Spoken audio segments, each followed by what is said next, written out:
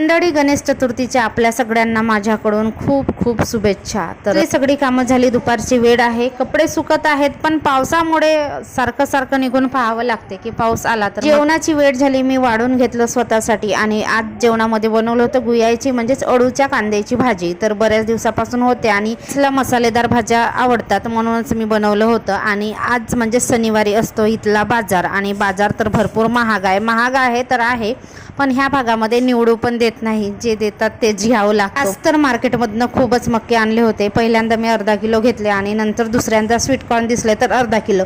इकडे ना मक्के किलोनी देतात आणि आम्ही याच्या आधी जिथे राहत होतो तिथे 10ला 1, 50ला 4 किंवा 50ला 5 केल्यानंतर मी मक्के उकडायला ठेवले, कारण रुद्रांशने आज दिवसभराचं काही खाल्लं नाही, त्याची तब्येत बरी नाही आहे, उलट्या केल्या, त्यामुळे त्याला मक्के खायचे होते। तर म्हटलं मक्का तरी खाईल। आणि हे बघा मक्के उकडलेले आहेत आणि हे जे लाडू दिसत आहेत हे करीचे लाडू आहेत, खूप टेस्टी